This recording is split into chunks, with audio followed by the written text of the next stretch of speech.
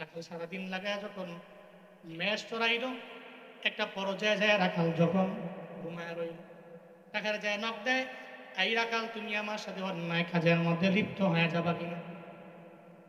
রাখালে কয়, এলাকার মধ্যে গুইরা কোনো মাইয়া পাই না, মহিলা পাই না, আমারে বুঝি একটা মহিলায় কয় তার সঙ্গে জেনা করবো কিনা, অ্যাকসেপ্ট করে নিলাম। রাখালের সাথে জেনা করলো, একটা পর্যায়ে যাইয়া ওই তার পেটের মধ্যে একটা বাচ্চাও পর্যন্ত চলে আসলো। এবার ওই মহিলাটা 5-6 মাস যাওয়ার পরে যখন গর্ভবতী একটা ভাব, পেটের মধ্যে বাচ্চা আছে, এলাকার বিভিন্ন জায়গায় যায়, এলাকায় বিভিন্ন জায়গায় ঘুরে বেড়ায়। এবার ওই মহিলাকে দেখার পর এলাকার মানুষেরা বলে, এই বেশ্যা নারী, তোমার পেটের মধ্যে বাচ্চা দিল কেডা? তোমার জামাইকে, তোমার জামাইয়ের ব্যাপারে, স্বামীর ব্যাপারে সন্ধান দাও। ওই বেশ্যা নারী বলে, ওই যে পাহাড়ের চূড়ায় দাঁড়ায়া দাঁড়ায়া ইল্লাল্লাহর জিকির করে আর নিজের পীর ঘোষণা করে, ওই জুরাইজ হলো আমার স্বামী, আমার পেটের বাচ্চার বাবা হলো জুরাইজ। এদের তো মাথা বড় গরম হয়ে গেল। সারাদিন লাগাইয়া যে মানুষকে ভালো কথা বলে, ভালো কাজের উপদেশ দেয়, ও বুঝি পাহাড়ের চূড়ায় বৈশা বৈশা এই অন্যায় বুঝি করে, এই অপরাধের সাথে নাকি নিযুক্ত হয়ে গেল। এলাকার মানুষের মাথা গরম হয়ে যায়, সব এলাকার লোকেরা দৌড়াইয়া পাহাড়ের চূড়ার মধ্যে যায়, জুরাইজরে মারে, কোনো কথা বলে না। একটা পর্যায়ে জুরাইজরে ধইরা পাহাড় থেকে নিচে নামায়া দেয়, মারতে মারতে মারতে মারতে যখন নিচে নেমে আনলো, জুরাইজ জানায়া দেয়, কেন মারো রে? মারার ব্যাপারে কারণ কি আমারে জানায়া দাও। এলাকার লোকেরা বলে, চুরি চুরি সিনা চুরি, একবারে তুমি অন্যায় করলা, আবার বললো কেন মারি? তুমি উপর দিয়ে বুঝি ফিটফাট, ভিতরে ভিতরে সদর ঘাট, তোমার উপর দিয়া ভালো, তোমার ভেতর দিয়া ভালা না। তুমি উপর দিয়া মনে করো তুমি একজন উলিয়ে কামেল, কিন্তু ভিতরে ভিতরে মহিলা মানুষ নিয়ে ওখানে অন্যায় করো, জেনার কাজের মধ্যে লিপ্ত হয়ে যাও। জুরাইজ কয়, না না, আমি ওই মহিলার সাথে কোনো জেনার কাজের মধ্যে লিপ্ত হই নাই। মহিলা গিয়েছে, কিন্তু মহিলার সাথে কোনো অন্যায় আমি করলাম না। কিন্তু এলাকার লোকেরা মানে না, জুরাইজের বারবার বারবার মারে। জুরাইজ কয়, আমারে কেন মারো? আমি তো করলাম না। কয়, মিথ্যা কথা বলবা না। কয়, মিথ্যা বলি না। কয়, মিথ্যা যদি না বলো তাইলে প্রমাণ দাও, এই যে পেটের বাচ্চাটা তোমার সন্তান না, এই ব্যাপারে প্রমাণ দিয়া দাও। জুরাইজ দাঁড়াইয়া আমার রবের দরবারে আবদার জানায়, ও দয়ার মালিক আমার আল্লাহ, আমি জানি তুমিও জানো এই মহিলার পেটের বাচ্চা আমি জুরাইজের না। ও আল্লাহ, তুমি জানো আমি জুরাইজের বাচ্চা তার পেটের মধ্যে নাই। তবে আল্লাহ গো, এটা প্রমাণ আমি কেমনে দিব আমার জানা নাই। এতটুকু আমার জানা আছে, ওই বাচ্চার জবানটা যদি তুমি কইলা দাও আল্লাহ গো, তাইলে ওই বাচ্চা তার জবান দিয়া বলে দিবি আমি তার রিয়েল বাবা নাকি আরেকজন তার রিয়েল বাবা। আল্লাহর দরবারে আবদার জানায়, ও আল্লাহ, আমার কোনো পুঁজি এই দুনিয়ার মধ্যে নাই, আমি তোমার দরবারে দুনিয়াবি লাইনে কোনো কিছু তোমার দরবারে চাই নাই। জুরাই যখন রবের দরবারে বারবার আবদার জানায়, আল্লাহ কবুল করে নেয়। আল্লাহ তো তার বান্দারে ওই জায়গার মধ্যে অপমানিত করবে না। ওই যে মায়ের বদদোয়া, ওই বদদোয়াটা একটু পরিচালিত করার জন্য আমার মাওলা একটু তার কুদরতটারে আমার মাওলা খাটাইলেন, আল্লাহ কবুল করে নিলেন। জুরাইজের দোয়া কবুল হয়ে গেল। জুরাইজ কয়ে, দাঁড়াও, আমারে মাইরো না, এই মহিলা তুমি আমার সামনে দাঁড়াও। এবার যখন জুরাইজ মহিলার সামনে দাঁড়ায়, ওই মহিলার পেটের বাচ্চার দিকে শাহাদাতি আঙ্গুল দিয়া রবের দরবারে আবদার জানায়, ও দয়ার মালিক, আমি জুরাইজ জানি আমি বড় নিমুখারাম, আমি বড় গুনাহগার, কিন্তু আল্লাহ গো, এই পেটের বাচ্চাটার জবান তুমি চাইলেই তো তুমি খুলে দিতে পারো। তুমি রাজা দিরাজ, ওই সন্তানের মালিক তুমি আল্লাহ। ও আল্লাহ, এই বেশ্যা নারীর পেটের মধ্যে যেই বাচ্চা আছে তার জবানটা তুমি কইলা দাও। শাহাদাতি আঙ্গুল দিয়া ইশারা করতে দেরি হয়ে যায়, বলে, এই মহিলার পেটের বাচ্চা তুমি জানায়া দাও তোমার বাবাকে। সঙ্গে সঙ্গে ওই মহিলার পেটের বাচ্চার জবান একজনে খুলে দেয়, চিন্না বলো তার না।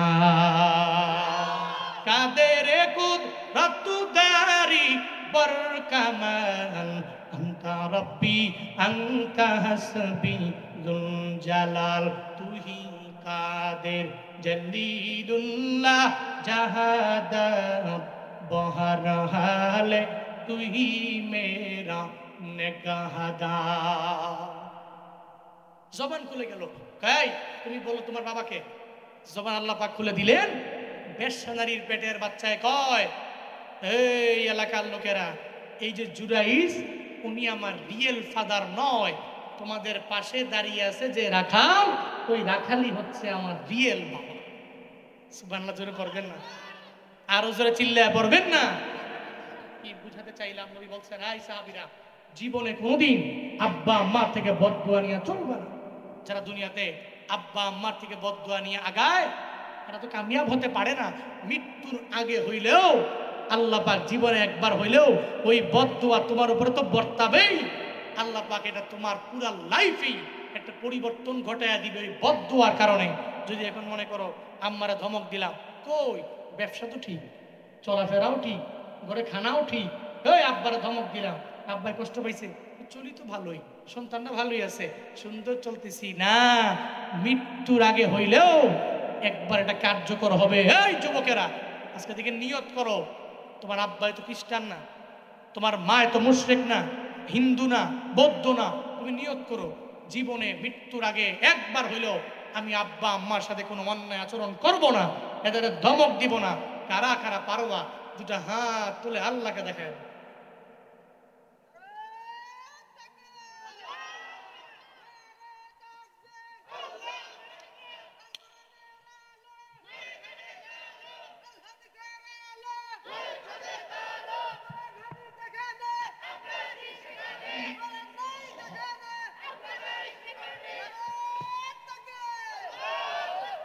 আল্লাহ আমাদের প্রত্যেককে আব্বা আম্মা দোয়া নিয়ে চলার তৌফিক দান করেন। সকলেই পড়ি আমিন। আরো জোরে পড়েন আমিন, আর একটু আওয়াজ করে আমিন।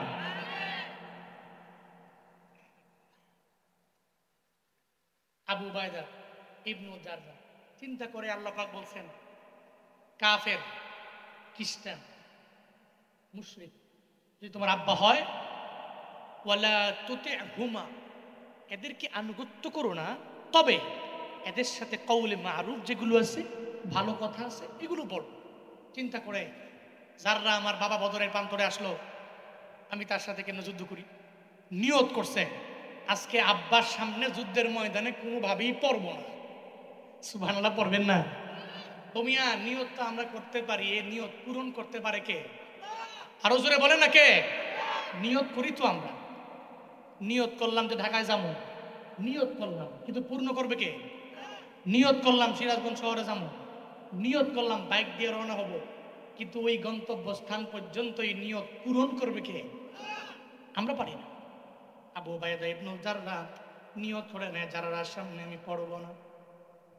আল্লাহ কয়, আবু উবাইদা, না না, তোমার বাবার সামনে তো আমি আল্লাহ তোমারে ফালায়া দিব। বদরের প্রান্তরে নামলেন, সামনে জাররাহ যখন বাবা দাঁড়ায় গেল, বাবার সামনে দাঁড়ায় আবু উবাইদা যখন সামনে পড়ে গেল বদরের প্রান্তরে যুদ্ধের ময়দান, ওই জায়গায় যা মনে মনে চিন্তা করে, আমার বাবার হাতে, বাবার শরীরের মধ্যে আগে আমি তরবারি চালাবো না। কিন্তু যারা তো মুশরিক, উনি শিরকের গুনাহের মধ্যে বারবার লিপ্ত হয়ে যায়।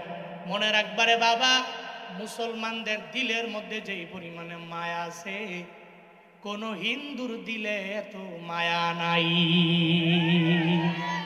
যদি মায়া থাকতো তাহলে এদের মন্দির তো আমরাই পাহারা দিলাম, এদের গির্জাগুলো আমরাই তো পাহারা দিলাম, এদের মন্দিরগুলো পাহারা দিতে গিয়া রাত্রি রাত আমরা ঘুমাইলাম না। স্বৈরাচার বিদায় নেওয়ার পর মাদ্রাসার হুজুররা গিয়া গিয়া জামাতে ইসলামের কর্মীরা, শিবিরের কর্মীরা, ইসলামী আন্দোলনের কর্মীরা, এদেশের ওলামায়ে কেরামেরা মন্দির পাহারা দেওয়ার জন্য এদের মন্দিরের পাশে গিয়া দাঁড়ায়া গেল। কিন্তু কপাল বুঝিয়ে তো খারাপ, এদের একটা দল আছে ইসকন, আর ইসকনেরা আমগরে মনে করে আমরা এদের দুশমন, আমরা এদের মন্দির পাহারা দেই। আর চট্টগ্রামে আমাদের মসজিদেরা ভেঙ্গে চুরমার করে দেওয়ার জন্য এরা মসজিদের মধ্যে ঢুকলো। মনে রাখবারে বাবা, যতই এদের প্রতি বারবার বারবার দরদ দেখাও, মনে রাখবা এরা মুসলমানদের ভালো চায় না, এরা চায় এদেশের মধ্যে ইসলামটাকে মুছে হিন্দু ধর্মটারে দাও। মনে রাখবা, তোমরা যতদিন আসো তোমাদের আমরা সাপোর্ট দেয়া দিব, কিন্তু যদি গাজওয়ায়ে হিন্দ আমাদের দরবারে আসে কাফনের কাপড় মাথার মধ্যে নিয়া আমরাও মাঠে নাইমা কাফেরদের বিরুদ্ধে যুদ্ধ করতে তৈয়ার আছি, ঠিক কিনা? কারা কারা তৈয়ার আছো? তুমি হাত তুলে আল্লাহকে দেখায়া দাও, লিল্লাহি তাকবীর।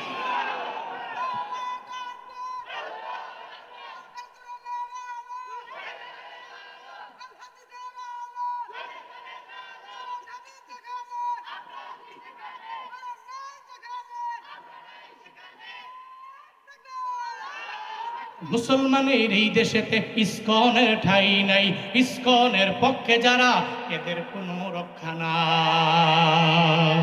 মুসলমানের এই দেশেতে ইসকনের ঠাই নাই, ইসকনের পক্ষে যারা এদের কোনো রক্ষা নাই।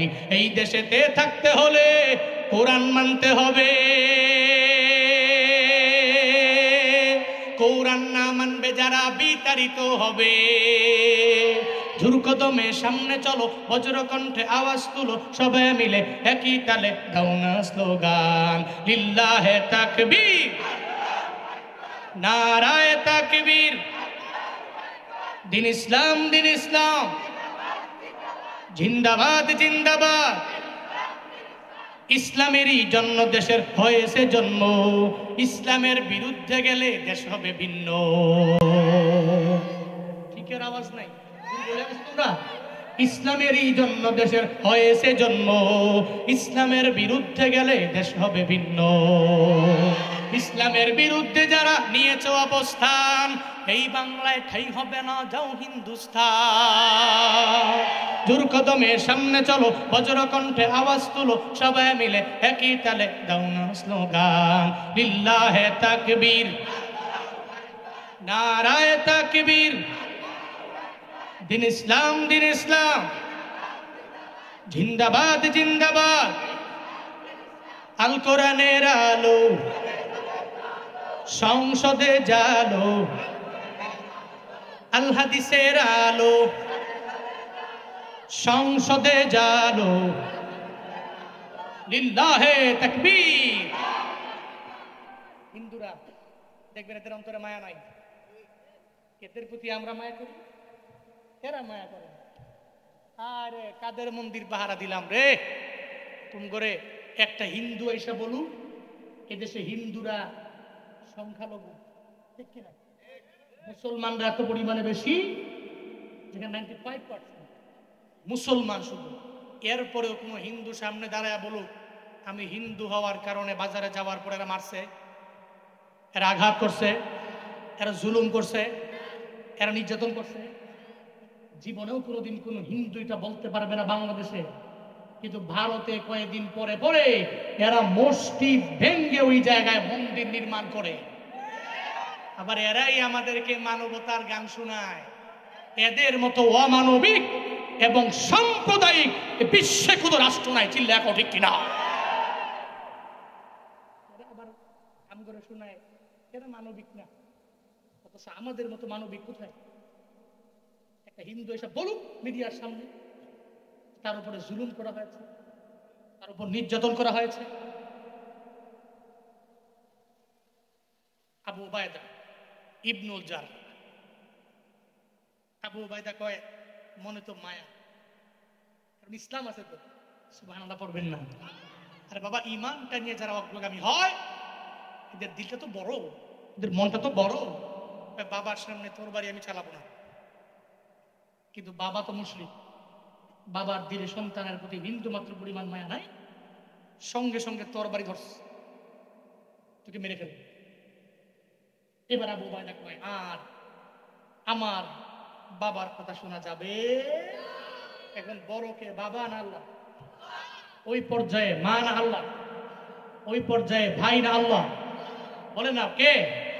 ওই পর্যায়ে নিজের ছেলে না আল্লাহ, ওই পর্যায়ে নিজের চাচা না আল্লাহ, ওই পর্যায়ে নিজের জেঠা না আল্লাহ, কে? এবার মনে করলো যে প্রায়োরিটি আর বাবাকে দেওয়ার সময় নাই, তোর বাড়ি দিয়া আল্লাহ কয় ওই আবু উবায়দা তুই চাস দূরে থাকবি, আর আমি চাই তোর বাবার সাথে যুদ্ধের ময়দানে তোরে ধরে খাওয়াই দিব, দুইজনে মিল্লা যুদ্ধ করবি। আল্লাহ কয় আমি তার প্রতি এত রাজি হয়েছি যে সে যখন তরবারি নিয়ে বাবার সাথে যুদ্ধ করার জন্য তরবারি চালাইলো, যাররা দুনিয়া থেকে বিদায় নিয়ে জাহান্নামী হলো, আবু উবায়দা বিজয় হয়ে গেল। এই বিজয় দান করেছেন কে? আল্লাহ রাজি হয়ে নবীকে জানাইছেন, আই নবী, ওয়ালা তাজিদু কওমান ইউমিনুনা বিল্লাহ ওয়াল ইয়াউমিল আখির ইউওয়াদুনা মান হাদাল্লাহ ওয়া রাসূলা। আপনি পাবেন না, ওয়ালা তাজিদ কওমান ইউমিনুন বিল্লাহ, আল্লাহর প্রতি ঈমান আননেওয়ালা সম্প্রদায়কে আপনি পাবেন না। ওয়াল ইয়াউমিল আখির, আখিরাতের দিনের প্রতি যারা ঈমান আনছে এদের আপনি পাবেন না। কোন জায়গায়, কোন অবস্থানে? ইউওয়াদুনা মান হাদাল্লাহ ওয়া রাসূলা, যুদ্ধের ময়দানে যাওয়ার পরে এদের সাথে এদের আব্বা আম্মা থাকবে, এদের ভাই থাকবে, এদের আশিরতাহম আত্মীয় স্বজন থাকবে, থাকার পরেও এরা আল্লাহকে প্রায়োরিটি দিবে। আল্লাহর বিরুদ্ধে না যায়া, রাসূলের বিরুদ্ধে না যায়া, নিজের আব্বা আম্মা দাদা দাদি তাদের প্রত্যেকটা বংশধরের বিরুদ্ধে যাবে, কিন্তু আল্লাহ এবং রাসূলের বিরুদ্ধে যাবে না। এরপর আল্লাহ পাক বলছেন, এটা কেন হয় জানেন? নবী আবু উবায়দার কেন হয়েছে জানেন? উলাইকা কাতাবা ফি কুলুবিহিমুল ঈমান। আল্লাহ পাক বলছেন, তিনি তো তাদের অন্তরের ভিতরে ঈমানটাকে লিপিবদ্ধ করে দিয়েছেন। সুবহানাল্লাহ পড়বেন না? এই সমস্ত মানুষ কেমনে পারে তার বাবার বিরুদ্ধে লড়াই করতে যুদ্ধের ময়দানে? কেমনে পারে? পারে কেমনে জানেন? আল্লাহ তাদের অন্তরে কাতাবা ফি কুলুবিহিমুল ঈমান, তাদের অন্তরে আল্লাহ পাক রব্বুল আলামিন ঈমানটাকে লিপিবদ্ধ করে দিয়েছেন। এরপর কি করেছেন? ওয়া আইয়াদাহুম বিরূহিম মিন, এবং কি আল্লাহ পাক রব্বুল আলামিন নিজ কুদরতি হাতে রূহটাকে আল্লাহ পাক তাদের ভিতরে আল্লাহর নিজের কুদরতি হাতে ঈমানের বলে বলিয়ান করে আল্লাহ নিজের হাতে সঞ্চারণ করেছেন। আরো জোরে আওয়াজ করে সুবহানাল্লাহ। এবার আসেন প্রতিদান কি? ইউদখিলুকুম জান্নাতিন তাজরি মিন তাহতিহাল আনহার খালিদিনা ফিহা। এরা আল্লাহ পাক এদেরকে মায়া করে এমন এক জান্নাতে ঢুকাবে যে জান্নাতের তলদেশ দিয়ে নহর সমূহ প্রবাহিত হয়। এবার আসেন এদের প্রতি আল্লাহর মন্তব্য কি? রাদিয়াল্লাহু আনহুম ওয়া রাদু আন, আল্লাহ বলেন আমি আল্লাহ এদের প্রতি রাজি, এরাও আমি আল্লাহর প্রতি রাজি। এদের প্রতি আমি আল্লাহ রাজি আর এরাও আমি আল্লাহর প্রতি রাজি। এবার আসেন এরা কোন দলের? সব কিন্তু 22 নম্বর আয়াত থেকে বলছে এরা কোন দলের। উলাইকা হিজবুল্লাহ আলা ইন্না হিজবাল্লাহি হুমুল মুফলিহুন।